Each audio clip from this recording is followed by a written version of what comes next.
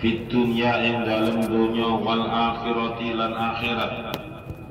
Wal hilmu utawi bijaksana. Wal hilmu utawi bijaksana wa huwa utawi al hilmu. Wa huwa utawi al hilmu iku at-ta'anni. Iku at-ta'anni alon-alon. Fil umuri ing dalem pira-pira perkara. Fil umuri ing dalem pira-pira perkara wa husnul hayati lan bagus-baguse tingkah. Wa husnul hayati lan bagus-baguse tingkah. Iku khairu wazirin bagus-baguse penolong. Iku khairu wazirin bagus-baguse penolong. Ai tegese mu'inin wong kang nulungi. Ai tegese mu'inin wong kang nulungi fi tadbiril umuri ing dalem mengatur pira-pira perkara. Fi tadbiril umuri ing dalem ngatur pira-pira perkara. Wal qanaatu utawi qanaah utawi nrimo. Ai ar-ridho tegese ridho. Ai ar-ridho tegese ridho bil kismati kelawan bagian. Bil kismati kelawan bagian iku khairu ghinan. Iku khairu ghinan luweh baguse sugih. Iku khairu ghinan luweh baguse sugih. Qala wis dawuh sapa Allah Ta'ala Gusti Allah Ta'ala man 'amila sholihan min dzakarin aw untha wa huwa mu'minun falanuhyiyannahu hayatan thayyibah. Man utawi sapane wong iku amila ngamal sapa man. Iku amila ngamal sapa man sholihan ing amal kang bagus. Sholihan ing amal kang bagus min dzakarin bayane saking wong lanang. Bayane min dzakarin saking wong lanang au unsa utawa wong wadon. Au unsa utawa wong wadon wa huwa hale utawi mukmin. Wa huwa utawi man. Wa huwa hale utawi man iku mukminun wong kang iman. Iku mukminun wong kang iman. Falanuhyiyanna mongko yakti bakal nguripaken temen ingsun. Falanuhyiyanna mongko yakti bakal nguripaken temen ingsun. Allah hu ing man hayatan kelawan urip kelawan kehidupan thayyibatan kang bagus. Thayyibatan kang bagus. Hayatan kelawan urip thayyibatan kang bagus. Qala wis dawuh sapa kasirun wong akeh min ahli tafsiri saking ahli tafsir. Min ahli tafsiri saking ahli tafsir al hayatu thayyibatu utawi urip at-thayyibatu kang bagus. Al hayatu utawi urip at-thayyibatu kang bagus di dunya ing dalem donya. Di dunya ing dalem donya iku al qanaatu nrimo. Iku al qanaatu nrimo. Wa taufiqu utawi taufik lit taati maring taat. Wa fit taati lan ing dalem taat. Wa taufiqu utawi taufik lit taati maring taat. Wa fit taati lan ing dalem taat.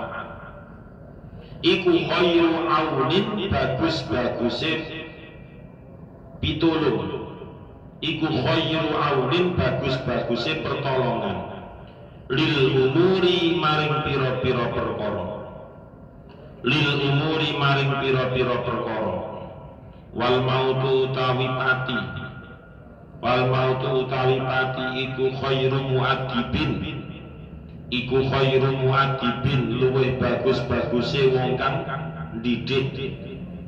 Iku khairu muadibin luwih bagus-baguse wong kang didik. Ai muallimin tegese wong kang ngajari lima hasinil akhlaqi maring pira-pira baguse pira-pira akhlak. Lima hasinil akhlaqi maring pira-pira baguse pira-pira akhlak. Masih menjelaskan lanjutan dari makalah yang kelima. Sahabat Ali mengatakan al-ilmu khairu mirasin. Itu yang pertama kemarin. Ilmu itu adalah sebaik-baik warisan. Yang kedua, wal adabu khairu hirfatin. Wal adabu khairu hirfatin. Adab itu adalah sebaik-baik perbuatan. Yang ketiga, wattaqwa khairu zatin. Ketakwaan itu adalah sebaik-baik bekal atau sangu untuk menjalani kehidupan di akhirat nanti. Kemudian yang keempat, wal ibadatu khairu bidhaatin. Ibadah itu adalah sebaik-baik dagangan.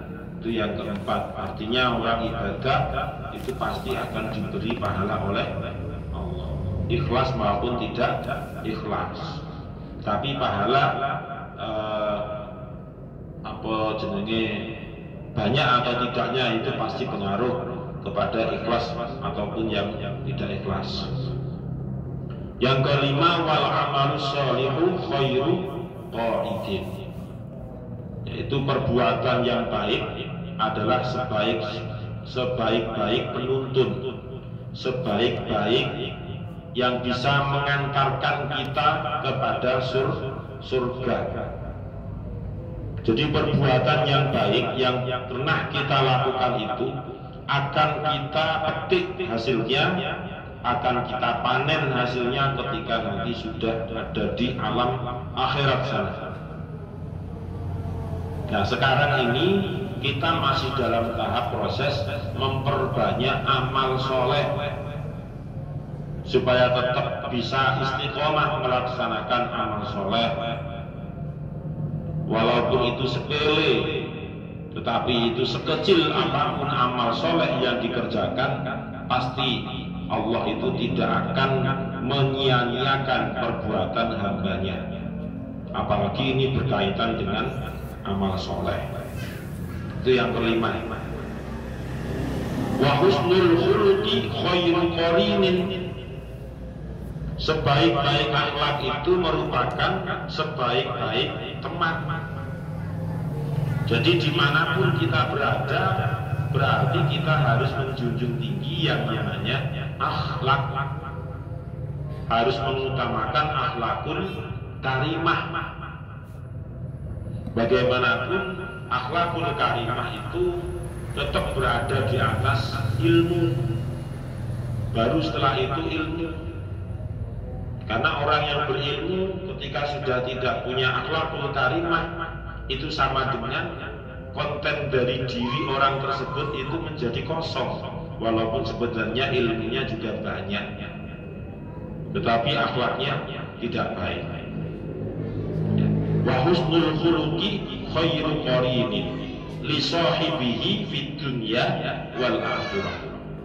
Jadi akhlak yang baik, akhlak yang mulia itu merupakan sebaik-baik teman, baik ketika masih hidup di dunia maupun di akhirat nanti. Itu yang ke-6. Wal ilmu khairu wazirin. Yang ke-7, al ilmu khairu wazirin. Yang namanya bijaksana, sikap bijaksana itu merupakan sebaik-baik penolong. sikap bijaksana yang dimiliki oleh seseorang itu adalah sebaik-baik penolong. Maksudnya penolong itu bagaimana? Nah, kita kembali kepada definisi dari al-hilmu. Al-hilmu itu adalah at-ta'anni fil umur. Ketika mengatasi sebuah masalah itu dihadapi dengan pelan-pelan, at-ta'anni. Wa husnul hayati, dan sangat hati-hati. Wa husnul hayati, dan juga sangat hati-hati. Akan tetapi bijak jangan diartikan dengan menunda-nunda sebuah keputusan yang mana keputusan itu harus diambil secara cepat, tetapi lugas dan tepat. Nah, itu yang perlu pembiasaan. Nah, jadi al-ilmu atau bijak itu artinya mengatasi sebuah perkara, mengatasi sebuah masalah dengan pelan dan juga sangat hati-hati. Tetapi pelan dan hati-hati itu jangan menjadi sebuah kendala, akhirnya keputusan menjadi lambat yang akhirnya bisa merusak semuanya. Jadi bijak itu, adanya bijak bisa menyelesaikan sebuah masalah, bukan tambah memperuncing masalah. Itu namanya bukan bijak. Jadi bijak itu menurunkan tensi masalah yang semula berat menjadi ringan, walaupun digitnya itu misalnya hanya 1 turunnya. Itu namanya juga kebijaksanaan. Nah, yang namanya kebijaksanaan yang dimiliki seseorang itu merupakan sebuah penolong bagi orang tersebut. Nah, kenapa disebut sebagai penolong? Karena dia itu juga orang yang menolong, tetapi dia sendiri juga orang yang ditolong. Jadi orang yang bijak itu sama dengan dia itu menolong, dia sendiri juga sebagai orang yang ditolong. Menolong itu artinya dirinya sebagai pembawa sebuah solusi yang jernih, yang cerdik. Walaupun ada mafsadahnya, tetapi bisa diminimalisir.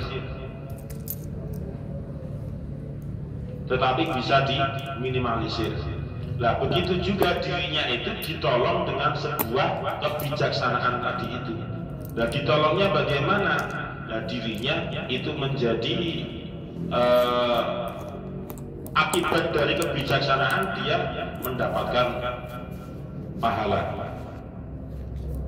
Makanya khairu wazirin itu adalah sebaik-baik penolong bagi orang yang mempunyai sikap bijak. Ai mu'inin fi tadbiril umuri.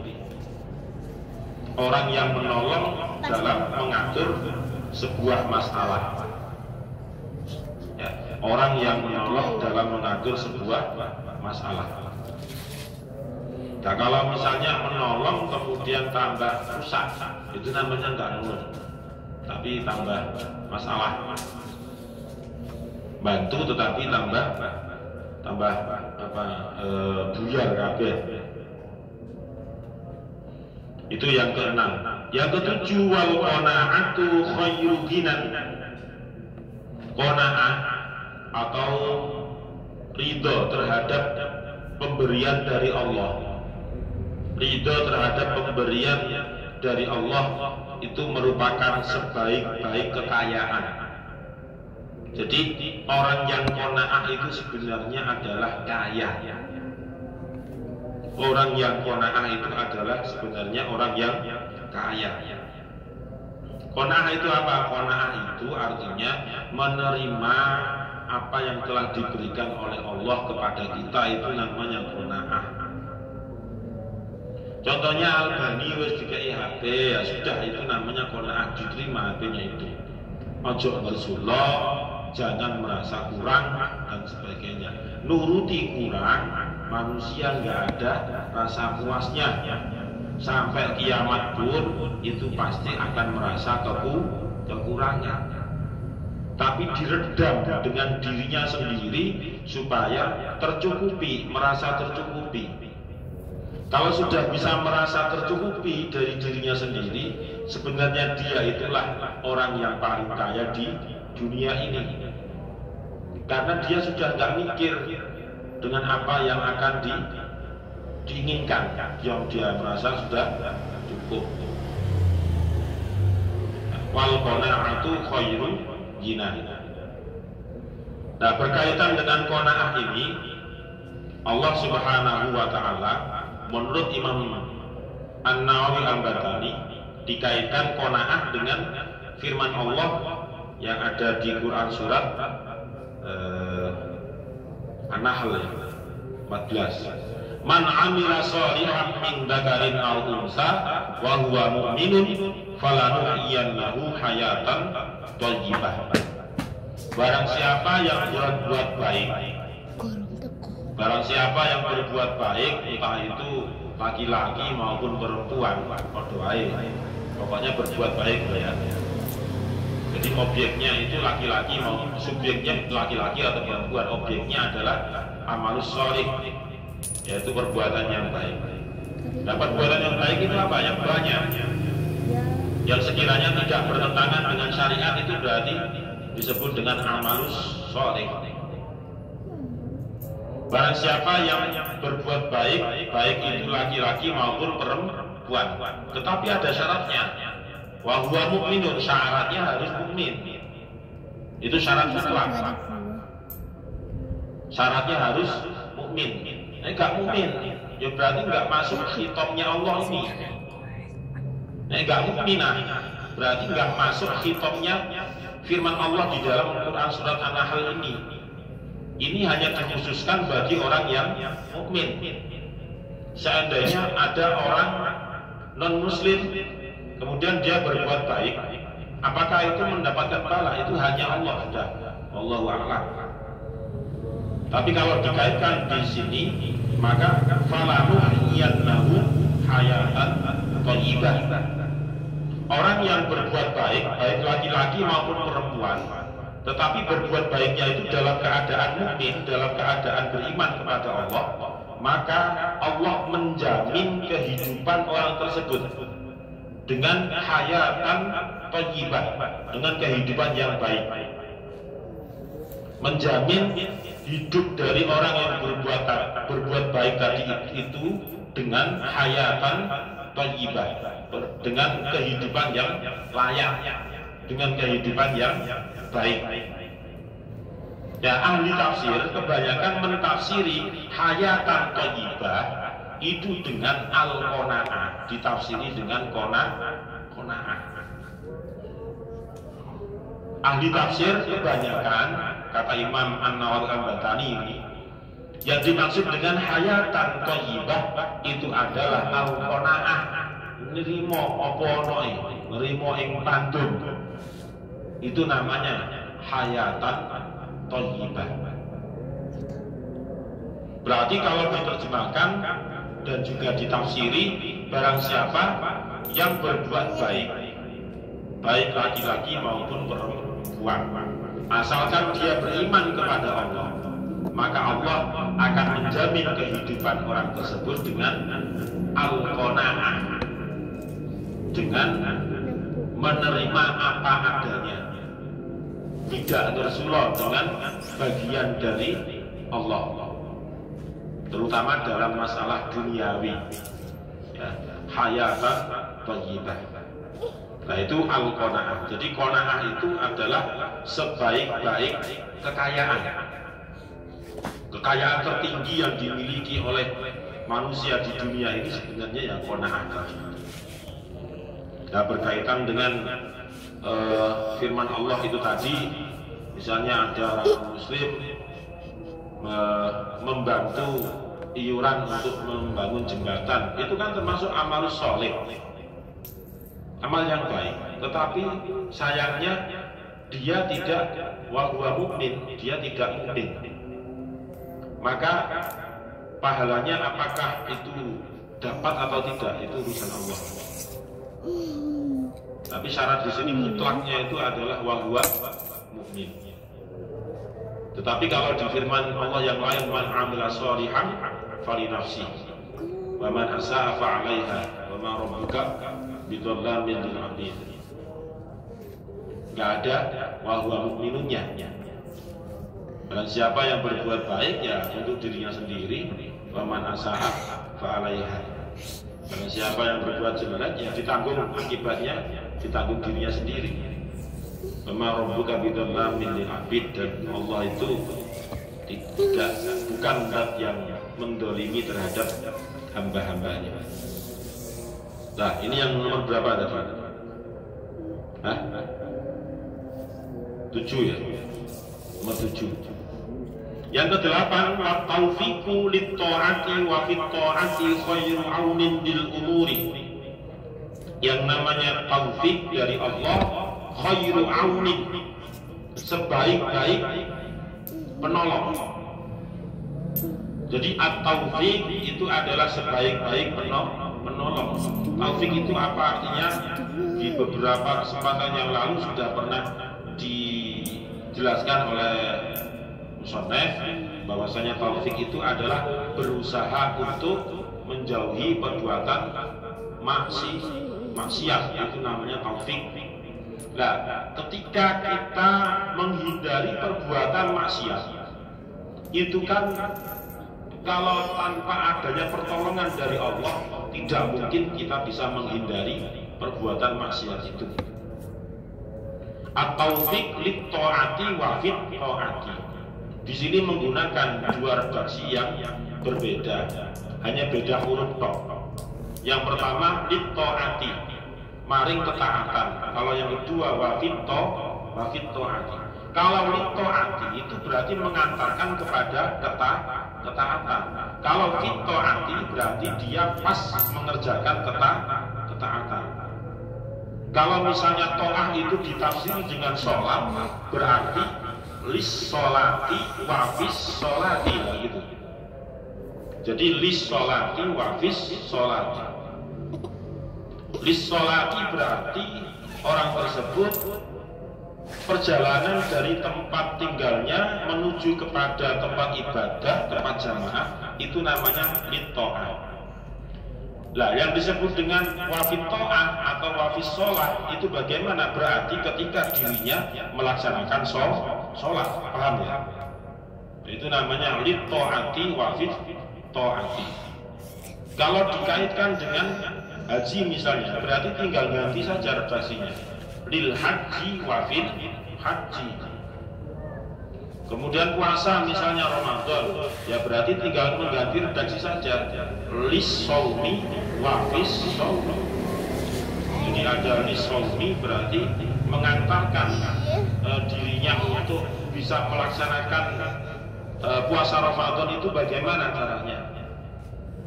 Ya, yang disebut dengan wa fis shaumi itu berarti pas dirinya melaksanakan puasa Ramadan. Itu namanya taufik. Jadi setiap gerak-gerik kita ini, orang mukmin terutama, itu pasti dinaungi dengan yang namanya taufik. Taufik itu apa ya? Taufik itu sama dengan khairu aunin, pertolongan dari Allah tadi. Itu yang nomor berapa ya? 2000. 9 ya. Yang nomor 10, wal mautu khairu mu'adzibin. Wal mautu khairu mu'adzibin, ay mu'adzibin lima hasilil akhlaki. Kematian itu sebenarnya hakikatnya adalah sebaik-baik guru. Kematian itu adalah sebaik-baik guru. Kenapa disebut dengan sebaik-baik guru? Ay mu'allimin lima hasilil akhlaki. Karena secara tidak langsung orang yang ikut merawat jenazah, mulai dari memandikan, mengkafani, mensolatkan, kemudian sampai ikut mengubur, mendem, itu kalau dia berpikir bijak, berpikir jernih, terutama ketika mengubur ya, ketika mengubur, itu pasti dalam hatinya, oh iya, suatu saat saya akan seperti ini, hidup di sana sendirian, kemudian tidak ada teman, gelap, setelah itu ditimbun dengan tanah, diberi batu nisan, habis itu ditinggal. Dan seperti itu, hanya amal baik saja yang bisa menemani di sana. Nah, kalau orang itu mau mikir ke sana, itu berarti akibat adanya orang mati, berarti menjadikan sebuah pelajaran tersendiri bagi orang yang masih hidup. Makanya di dalam hadisnya Kanjeng Nabi dinyatakan kafa bil mauti wa'idun, gitu. Bukan wa'idun, bukan. Kafa bil mauti wa'idun. Cukuplah dengan kematian itu sebagai sebuah nasihat. Mati itu sebenarnya nasihat bagi kita. Artinya nasihat itu yang semula mungkin kita itu hidup di dunia kita itu gak tahu sholat, gak tahu sembahyang, puasa dan sebagainya.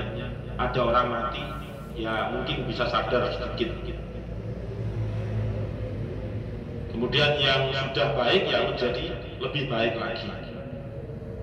Jadi kafa bil mauti wa'idun. Cukuplah dengan kematian itu sebagai sebuah nasihat.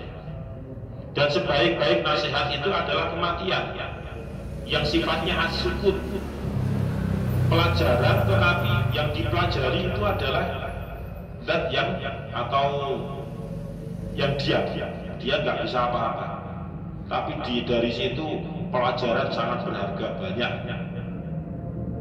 bisa menyadarkan orang.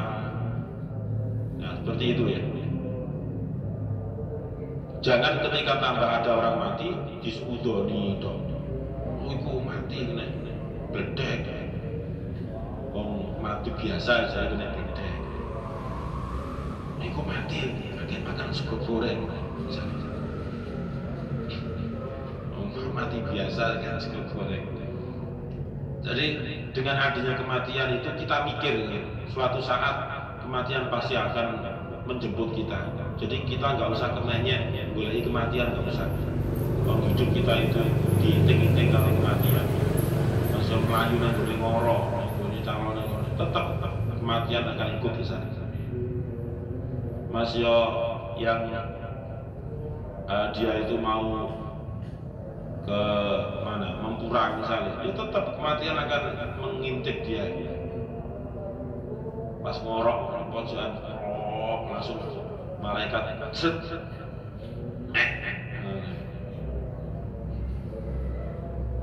Jadi nggak ada yang nggak mungkin. Misalnya pas naik pesawat, pas delok pramugari ayu-ayu, orang mati.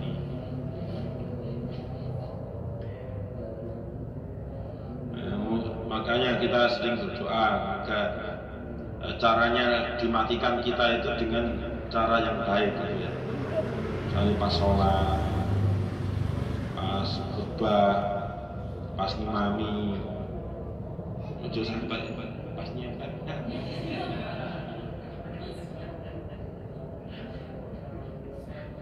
Pas ngising, mati kaku.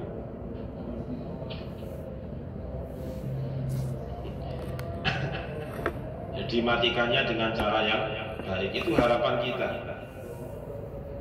kita semua. Karena kalau nggak gitu jadi fitnah dunia. Kecelakaan disangkut pautkan dengan yang lain-lain. Aku mau dikandili Mas Pro. Nah, jadi ada 10 hal itu yang menurut Sayyidina Ali adalah sebagai sebuah kebaikan, ya, sebuah kebaikan. Makanya 10 hal itu kita usahakan, ya kita laksanakan. Kalaupun tidak bisa 10-10-nya, ya 1 atau 2 lah, sebagai pembelajaran bagi kita untuk supaya nanti kedepannya bisa lebih baik. Amin ya robbal alamin. Wallahu a'lam bishawab. Al-Fatihah. A'udzu billahi minasyaitonir rajim. Alhamdulillahirabbil alamin. Ya na'budu wa iyyaka nasta'in. Shiratal ladzina an'amta 'alaihim ghairil maghdubi 'alaihim waladdallin. Bismillahirrahmanirrahim. Subhanakallahumma wa bihamdika asyhadu an la ilaha illa anta astaghfiruka wa atubu ilaik. Subhanakallahumma wa bihamdika asyhadu an astaghfiruka wa atubu ilaik. Subhanakallahumma wa bihamdika asyhadu an la ilaha illa anta astaghfiruka wa atubu ilaik. Semoga bermanfaat. Assalamualaikum warahmatullahi wabarakatuh.